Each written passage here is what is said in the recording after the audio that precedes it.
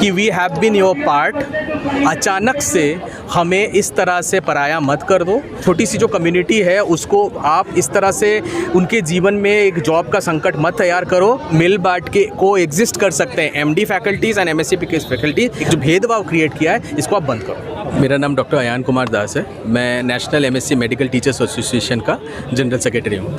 आप जो पीछे जनसलाब देख रहे हैं ये लोग कौन हैं? ये ऐसे लोग हैं जो मेडिकल एमएससी और पीएचडी डिग्री धारक है, जो विभिन्न मेडिकल कॉलेज में इंडिया में पढ़ा रहे हैं। आप पूरे वर्ल्ड में, पूरे विश्व में 5 बेसिक मेडिकल साइंस के सब्जेक्ट है वो एमएससी पीएचडी ही पढ़ाता है। अब दूसरे देशों में अगर देखेंगे, अमेरिका यूरोप में, तो हमारा संख्या अराउंड 70 से 80% तक इन डिपार्टमेंट में हम पढ़ा सकते हैं। इंडिया में क्या है, लास्ट 70 साल से हम इन 5 बेसिक सब्जेक्ट में हम इंडिया में पढ़ा रहे हैं, पर हमारी प्रतिशत 30% थी।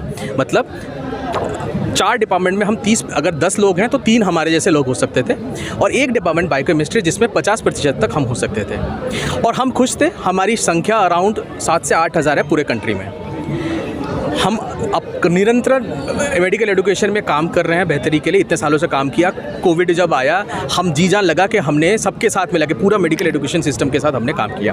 पर उसी साल, कोविड के साल 2022 में, एनएमसी जो नेशनल मेडिकल काउंसिल है वो अचानक से एक डिक्टेट निकालती है जिसमें कहा जाता है कि हम लोग बस 15% तक हो सकते हैं एक डिपार्टमेंट में, और माइक्रोबायोलॉजी और फार्माकोलॉजी 2 सब्जेक्ट है उसमें 0% कर देती है। इसकी वजह से क्या होता है, एक बहुत बड़ा जीवन व्यतीत करने का संकट हमारे सामने आ गया है। हज़ारों की संख्या में लोगों की जॉब पे खतरा आ गया है। जो लोग कॉन्ट्रैक्चुअल है उनको जॉब से निकाल दिया जा रहा है, जो लोग की कॉन्ट्रैक्ट रिन्यू होने वाली है उनको रिन्यू नहीं किया जा रहा, और जो लोग पुराने हैं, जो ईपी या एसोसिएट हो चुके हैं, वो अपने अपनी जगहों पे बंद गए हैं, क्योंकि अब हम दूसरे कॉलेज में जाएंगे तो वहाँ तो 0% कर दिया गया है, तो हमको नया जॉब मिलना बंद हो गया है। इस तरह का जो जुल्म किया जा रहा है और पूरे विश्व में जो चला आ रहा है उसको दरकिनार करते हुए इंडिया के लिए नया जो सिस्टम किया गया है। आप अगर देखेंगे तो पूरे विश्व में PhD is the highest degree, सबसे बड़ी डिग्री है, और इंडिया में मेडिकल एजुकेशन सिस्टम में पीएचडी को सबसे लोएस्ट डिग्री बना दिया गया है। इस तरह का जो हमारे साथ व्यवहार किया जा रहा है, निरंतर डेली हमारा एक संघर्ष रहता है कि अपने कॉलेज में जाओ और खुद को प्रूफ करो कि हम आज के लिए काम करने के लायक हैं। उससे हम ग्रस्त हो चुके हैं, त्रस्त हो चुके हैं। हम उससे मुक्ति चाहते हैं। हम चाहते हैं कि हमारी मांगों को एनएमसी सुने और हमें इस तरह से प्रताड़ित करना बंद करे। इसके बारे में हमने कोर्ट केस भी किया। हमने कोर्ट केस के साथ साथ सेंट्रल गवर्नमेंट में अपील भी की, मिनिस्ट्री में अपील की। पहले हमने एनएमसी में अपील की, एनएमसी ने हमारी अपील मना कर दिया। फिर हमने सेंट्रल मिनिस्टर में अपील की।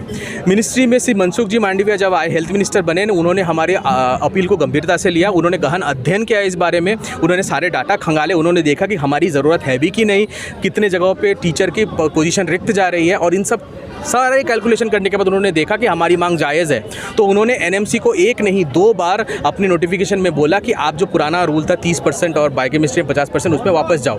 बट एनएमसी सेंट्रल गवर्नमेंट की हेल्थ मिनिस्ट्री के रिकमेंडेशन को दरकिनार करते हुए अपना जुल्म कंटिन्यू कर रही है। और आज आप देख रहे हो पूरे देश से सारे हमारे जैसे प्रताड़ित लोग यहाँ जमा हुए हैं। हमारे पास कोई रास्ता नहीं है। हम यहाँ पे बार बार रिट्रेट करना चाहूँगा, हम यहाँ किसी के खिलाफ नहीं आ रहे हैं। हम ये नारा भी, आपके आरोप के हिसाब से क्या सरकार की कमी है? सरकार की एकदम कमी नहीं है। सरकार ने तो हमारा सपोर्ट किया। नेशनल मेडिकल काउंसिल सरकार के आदेशों का उल्लंघन कर रही है, हमारा आरोप ये है। और तो इसका सरकार क्यों संज्ञान नहीं ले? संज्ञान हर बार वो लेती है, वो अपना लेटर भेज रहे हैं एनएमसी को, पर उसको दरकिनार कर रही है, क्योंकि एनएमसी एज ए होल अपना पावर दिखा रही है। और चूंकि हमने एक कोर्ट केस भी कर रखा है, तो सरकार कोर्ट केस के रिजल्ट का भी वेट कर रही है। पर इंडिया का सिस्टम ही ऐसा है कि कोर्ट केस सालों साल चला आ रहा है। 2 साल हो गए हमारे कोर्ट केस की, हमारी कोई फैसला नहीं मिला। इसकी वजह से इन 2 सालों में काफ़ी लोगों को अपने जॉब से हाथ धोना पड़ा है। ये दिख रहा है आपने काला पट्टी भी लगाया हुआ है। जी, ये काला पट्टी नेशनल मेडिकल काउंसिल के अगेंस्ट में है।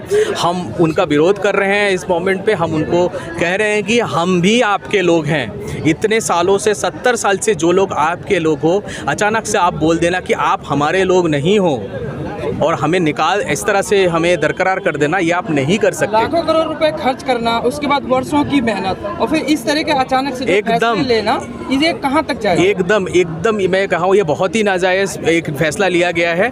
एक एमएससी करने में एक बंदा अराउंड 5 से 7 लाख रुपए खाली ट्यूशन फीस में देता है, उसके बाद पीएचडी करता है जिसमें उसको कम से कम 3 साल और मैक्सिमम 6 साल उसको लग जाते हैं इतने, और उसने ग्रेजुएशन भी कर रखा होगा, तो अपना सब्जेक्ट वो 3 साल ग्रेजुएशन, मेडिकल एमएससी 3 साल की होती है, 6 साल में वो खाली पोस्ट ग्रेजुएट बनता है, उसके बाद 5 साल में वो पीएचडी बनता है, तो एटलीस्ट 11 साल वो अपने सब्जेक्ट को पढ़ता है, पढ़ के अपने आप को कैपेबल बनाता है, और फिर आप बोलते हो कि आप लायक नहीं हो।